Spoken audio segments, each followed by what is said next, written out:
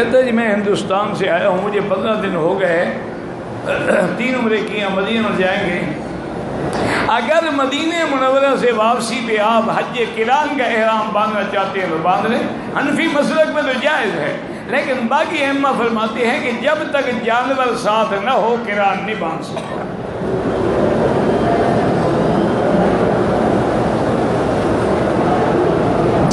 بہرحال گزارش یہ ہے کہ اصل مسئلہ تو یہی ہے کہ جب آپ نے عمرہ کر لیا، احرام کھول دیا ہے، تو اب افضل آپ کے لیے تمتع ہے۔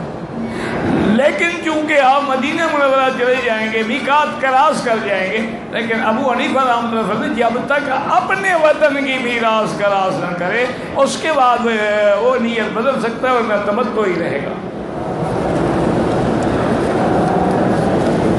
بھائی عشاء کے بعد دھیان نہیں ہوگا، عشاء کے بعد انشاءاللہ دعا کریں تو صحیح ٹھیک ہو جائے۔ عشاء کے بعد یہ جو سوال جواب ہے نا، یہ عشاء کے بعد کر دیں گے تاکہ یہ وقت جو ہے درس میں آ جائے گا انشاءاللہ۔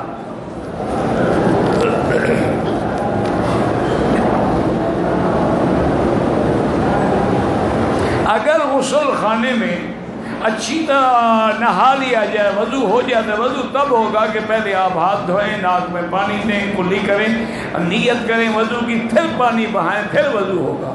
صرف نہانے سے وضو نہیں ہوتا۔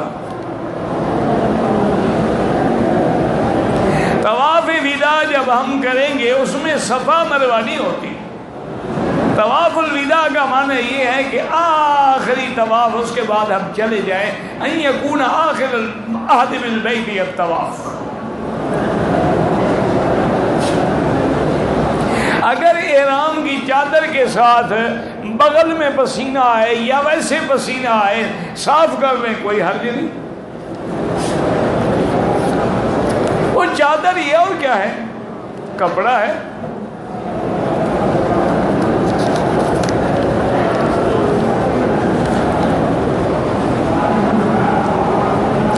قربانی کے پیسے جمع کرا دیے ہیں، میرا بھائی جنہوں نے قربانی کے پیسے جمع کرا دیے ہیں بینکوں میں یا کہیں بھی، بس دعا کریں اللہ قبول کرے۔ ورنہ امام ابو حنیفہ رحمۃ اللہ علیہ کے نزدیک ترتیب واجب ہے، اگر آگے پیچھے ہو جائے کہ اور دم دینی پڑے گی، لیکن باقی ائمہ کے نزدیک چونکہ ترتیب واجب نہیں ہے تو انشاءاللہ اللہ ان کے بھی قبول فرمائیں گے۔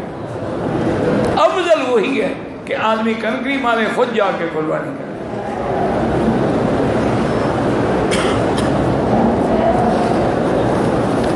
باقی میرا بھائی بینک نے ہر حال میں قربانی کرتے ہیں بکری ذبح، لیکن انہوں نے 5 لاکھ بکری جو ذبح کرنی ہے، کتنا ٹائم دیں گے آپ ان کو؟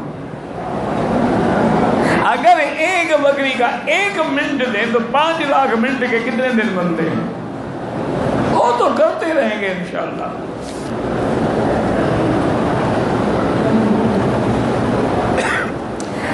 احرام کے غسل کے بعد تولیے سے جسم صاف کر سکتے، کیوں نہیں کر سکتے ہم؟ کیا وجہ ہے؟ ہمیں اپنے عقل لڑاتے رہتے ہیں، ان کو خوف ہے تولیے کے ساتھ بدن کو رگڑیں یا نہ لگے، تو داڑھی کو اس طرح کے ساتھ جو رگڑیں اس کا کبھی سوچا ہے؟ تمہاری مرضی ہے، فکر نہ کرو۔ مجھے تو یہ ڈر ہے کہ کہیں مکے اور مدینے کی زمین کی آمد میں گواہی نہ دے کہ یا اللہ اس نے تیری سنت نبی کی بال جو تھے وہ مکے مدینے کی گندی گلیوں میں ڈالے تھے۔ اسی لیے میں نے عرض کیا تھا کہ پکا رکھنے کا ڈر ہے، بیوی سے ڈرتے ہو تو چلو کچھ عرصے کے لیے تو رکھ لو، کم از کم مدینے جانے کے قابل تو بن جاؤ۔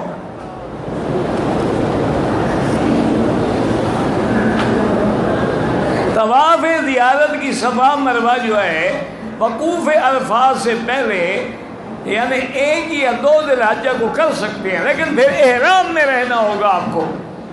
حج کا احرام باندھ کے نفلی طواف کریں، اس کے بعد صفا توڑیں، احرام میں رہیں،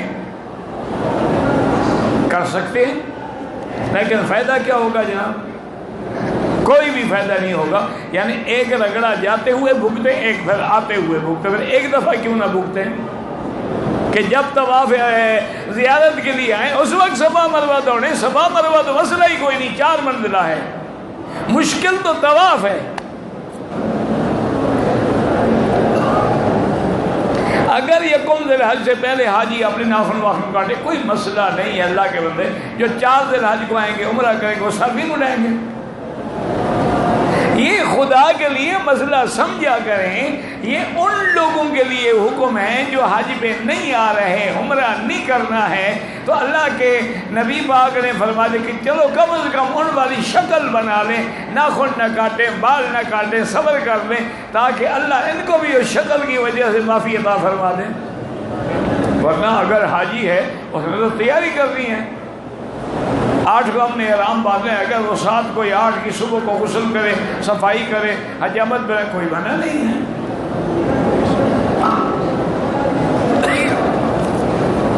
چھوٹی چھوٹی چیزوں کا حاجیوں کو بڑا فکر ہے اور بڑی چیز کا بالکل نہیں ہوتا. ہمارے ہاں رواج ہے نا جی، سر پہ 2 من کا بورا بھی رکھا ہو نا، اذان کی آواز آ جائے چپ کر کے کھڑا ہو جائے، چلو بھائی اذان ہو رہی ہے. یعنی اذان کا اتنا احترام ہے، جب اذان ختم ہوگی بدبخت گھر چلا جائے گا، نماز نہیں پڑھے گا.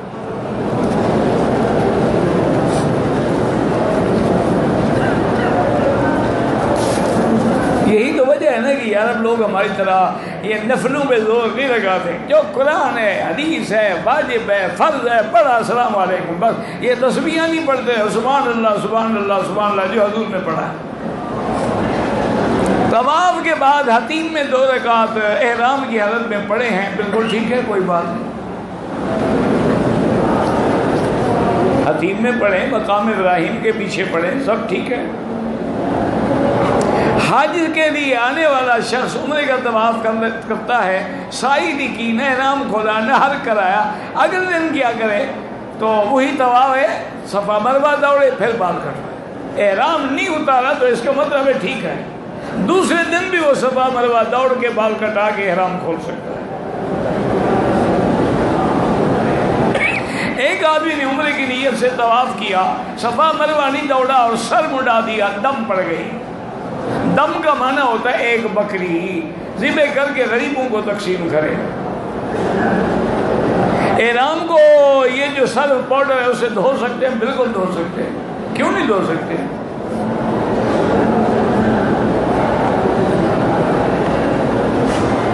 جہاں تک حضور کے والدین کو دوبارہ زندہ کرنے کی بات ہے، وہ بڑے آدمی ہیں، میں ان کو کہتا تو کچھ نہیں، جلال الدین سیوطی رحمۃ اللہ ان نے لکھی ہے لیکن کسی حدیث یا قرآن میں نہیں.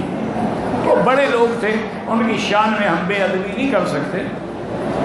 اللہ عالم ان کو کہیں کوئی چیز ملی ہو، لیکن بہرحال کسی صحیح حدیث میں اور قرآن میں نہیں ہے. حتیٰ کہ حضور صلی اللہ علیہ وسلم نے، حضور پاک نے اللہ سے عرض کیا کہ یا اللہ مجھے اپنی اماں کی قبر پہ جانے کی اجازت ہے. تو بڑی مشکل سے دعائیں مانگتے مانگتے اللہ نے فرمایا پھر نہ کبھی جانا. تو قبر پہ جانے سے بھی منع کر دیا.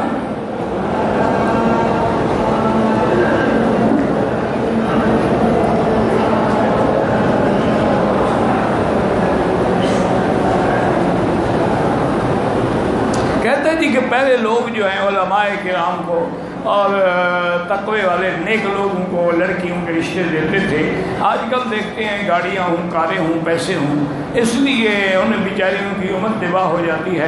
آج دنیا کو دیکھ کے، حالانکہ حضور نے فرمایا کہ فختر ذات الدین، کہ میرا بھائی اگر رشتہ آئے تو اس کے جمال کو، حسب کو، نسب کو نہ دیکھو، یہ دیکھو کہ وہ دین والا ہے.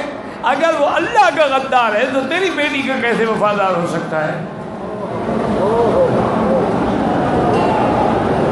بہت سارے لوگ ہیں جو بیٹیوں کو میراث نہیں دیتے.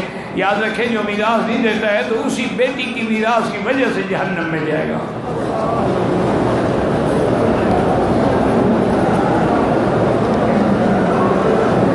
حب العرب جو ہے یہ اس لفظ سے تو مجھے حدیث نہیں ملی، لیکن حضور نے یہ فرمایا ہے کہ عرب سے محبت کیا کرو، چونکہ میں بھی عربی ہوں، اللہ کا قرآن بھی عربی ہے، اور اللہ نے اسی علاقے کو اختیار فرمایا ہے اپنے نبی کو بھیجنے کے لیے. اپنا کعبہ بھی یہیں بنایا ہے، تو اس لیے عرب کو اللہ نے ایک مقام دیا ہے.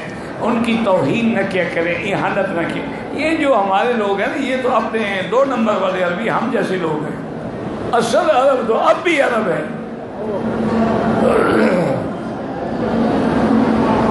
ایک شخص نے ایک مکے آیا احرام کے ساتھ، اس کو احرام مسجد عائشہ سے باندھ، مجھے نہیں سمجھ آیا آپ نے کیا لکھا ہے، کہ ایک آدمی جو ہے اقامے والا مدینے کا رہائشی ہے، حج کے لیے مکے آیا بغیر احرام کے، تو دم پڑے گی بالکل۔ احرام باندھا اور مدینے کا ذکر کرتے ہو، سمجھیے کوئی پتہ نہیں لگتا نا ہم نے کیا لکھا ہے۔ عمرے سے پہلے طواف کیا، بعد میں مسجد عائشہ سے احرام باندھا، مجھے نہیں پتا آپ کیا کہہ رہے ہیں۔ بہرحال آپ مدینے سے احرام باندھ کے نہیں آئے، دم ہے۔ میں نے احرام باندھا لیکن مجبوری سے اتارا، کچھ دیر کے بعد میں نے دوبارہ باندھ لیا، وہ کوئی دم نہیں۔ پہلا عمرہ کرنے کے بعد عمرے میں افضل یہ ہے کہ طواف زیادہ کرو، جتنا طواف کا وقت لگے گا وہ کعبے کے قریب لگے گا۔ عمرے کے لیے تو باہر جاؤ گے نا۔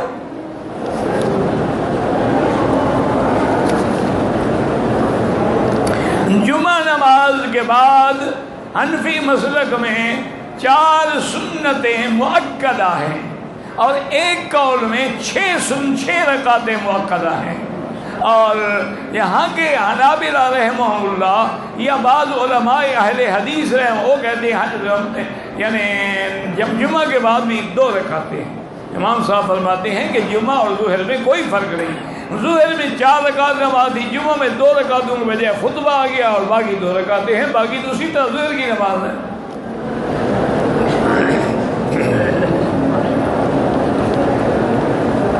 کہتے جی کہ میں مسجد جیرانہ سے احرام باندھا، وضو کرتے ہوئے ہاتھ پر زخم تھا، اس سے خون نکلا، احرام کی چادر کو لگ گیا، کیا ہو؟ کچھ بھی نہیں، دھو ڈالو۔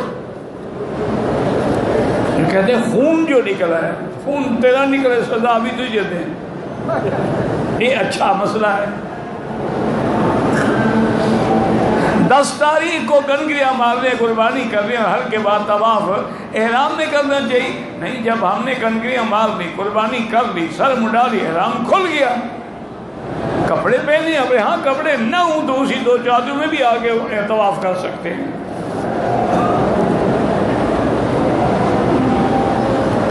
میعاد میقات کراس کیا ہے تو حج کے بعد عمرہ بھی کرو، دم بھی دو۔ کہتے جی گھر میں بیوی کے ساتھ جھگڑا ہو گیا، غصے میں نے اس کو 2 دفعہ طلاق بولا، 2 دفعہ تے رجوع ہو سکتا ہے، لیکن آئندہ نہ بولنا، آئندہ بولو گے تو 3 ہو جائے گی، پھر رجوع بھی نہیں ہو سکتا ہے۔ یہ بات اچھی طرح یاد رکھ لو، ہر بندے کو 3 طلاق دینے کا اللہ نے حق دیا ہے، 2 تو تم نے استعمال کر لیا، اب 1 گولی چیمبر میں باقی ہے۔ اس کہتے جی غصے میں طلاق، محبت میں بھی کوئی طلاق دیتا ہے یار؟ نہیں، ایسا کوئی واقعہ آپ کے علم میں ہے کہ ایک آدمی آیا ہو اور بیوی سے کہے آج تو میرا دل ٹوٹ کے آپ پہ پیار کر رہا ہے، ہدیہ ہے طلاق قبول فرماؤ؟ کبھی سنا ہے آپ؟ پاگل، جو بھی طلاق دے گا غصے میں ہی دے گا۔ یہ طلاق ایسی بلا ہے کہ ثلاث جدہن جد وحدلہن جد النکاح والطلاق والعتاق، حضرت نے ہمیں 3 چیزیں ایسی ہیں کہ مذاق بھی کرو تو طلاق ہو جاتی ہے۔ ہم مدینے سے بغیر احرام آئے، مسجد عائشہ سے دم تو پڑ گیا جناب، حج آپ کا وہی ہے، اپنا مفرد ہی رہے گا، جو کہ میقات سے تو آپ نے عمرہ کیا ہی نہیں ہے۔ کہتے جی کہ جب عمرے والے جو اب آ گئے ہیں مکے میں، عمرہ انہوں نے کر لیا اور طواف صفا مروہ دوڑ لیا، بال کٹا کے فارغ ہو گئے، کیا وہ اپنی بیوی کے ساتھ مل سکتے ہیں؟ کیوں عمرہ کرنے سے بیوی کو طلاق ہو جاتی ہے؟ یہ اچھا مسئلہ ہے، یہ سمجھ جائیں۔ مکہ مدینہ پاک جگہ ہے، تو تم کون سا گناہ کر رہے ہو؟ بیوی سے ملنا تو عبادت ہے۔ اور اگر بیوی سے نہیں ملتے تو یہ مکے میں جو بچے پیدا ہوتے ہیں اوپر سے گرتے ہیں۔ اللہ کے بندے کیوں نہ ملو، تمہاری بیوی ہے، بلکہ سنت محمد مصطفیٰ ہے کہ حج کے احرام باندھنے سے پہلے اگر بیوی ہے تو اس کو مل کے بعد میں غسل کر کے احرام باندھو۔ حضور پاک جب تشریف لائے ہیں حج کے دنوں میں ذی الحلیفہ پہ، آپ نے ایک ہی رات میں 9 بیویوں سے ملاقات کی تاکہ کوئی محروم بھی نہ رہے نا حضور سے۔ پھر حضور نے غسل کیا، بعد میں احرام باندھا۔ وجہ کیا ہے کہ جب تم اپنی بیوی سے خواہش پوری کر لو گے تو اب لوگوں کی بیٹیوں پہ منہ نہیں مارتے پھرو گے، ادھر دیکھو ادھر دیکھو ادھر دیکھو۔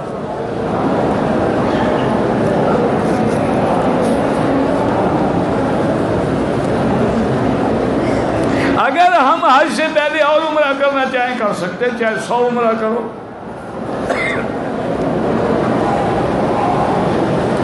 حجۃ الوداع کی نماز میں حضور نے رفع یدین کیا، یہ جو کرتے ہیں ان سے پوچھو، میں تو ذمہ دار نہیں ہوں۔ حج کمیٹی کی طرف سے جو بیگ حاجیوں کو ملا ہے اگر بینک نے دیا ہے وہ استعمال نہ کرو، کیونکہ بینک کے پیسے خالص نہیں ہوتے، لازم ان میں سود ملا ہوتا ہے۔ دیکھو نا، 1 من دودھ ہو اور اس میں 1 چھٹانگ پیشاب ڈال دو، سارا حرام ہو جائے گا یا صرف 1 چھٹانگ حرام ہوگا؟ تو ان کے بعد ہے ہی سود۔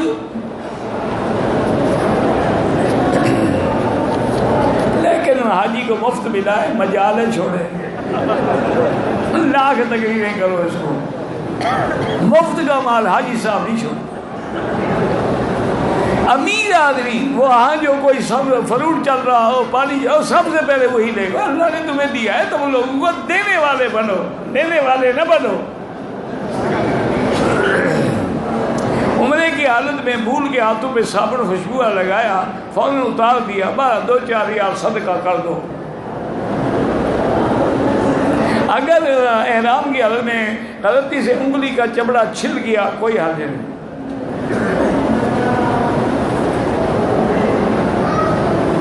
اگر مینا میں واپس آنے کے بعد ہم مثلاً 2 دوست ہیں، کنکری مار لیا، قربانی ہو گیا، اب ایک دوسرے کے سر پہ اس طرح پھیر سکتے ہیں، بالکل پھیر سکتے ہیں، خود اپنے سر پہ اگر چاہیں تب بھی پھیر سکتے ہیں۔ کفن کو زمزم سے دھونے کے بارے میں کوئی نہ حدیث میں ہے نہ کسی صحابہ کے عمل میں ہے۔ ظہر ہو تو اس سے پہلے 4 سنتیں مؤکدہ ہیں، فرض کے بعد 2 سنتیں مؤکدہ ہیں، نفل تمہاری مرضی جتنی پڑھو۔ عصر کی نماز سے پہلے 4 سنتیں غیر مؤکدہ ہیں اور بعد میں بھی کوئی سنت نہیں ہے۔ مغرب کی نماز کے بعد، اسی لیے جمعہ بھی ظہر کی طرح ہے کہ ظہر میں 4 رکعت ہیں اور جمعہ میں 2 رکعتیں ہیں، اور 2 رکعت کے قائم مقام خطبہ جمعہ ہے۔ اگر نماز جنازہ میں ایک طرف سلام پھیریں تو جائز ہے اور 2 طرف پھیریں تو جائز ہے، یہ کوئی جھگڑے والے مسئلے نہیں ہیں۔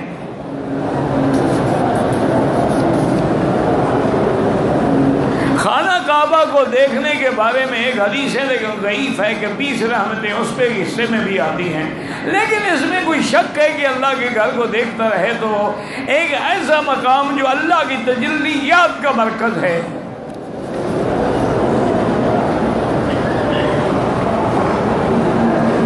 اور صرف طواف کرنے کا اتنا بڑا ثواب ہے جیسے ایک غلام خرید کر کے آزاد کر دو۔ نمازی کے آگے بالکل نہ گزریں، اگر گزرنا پڑے مجبوراً تو سجدے کی جگہ سے دور ہو کے گزریں۔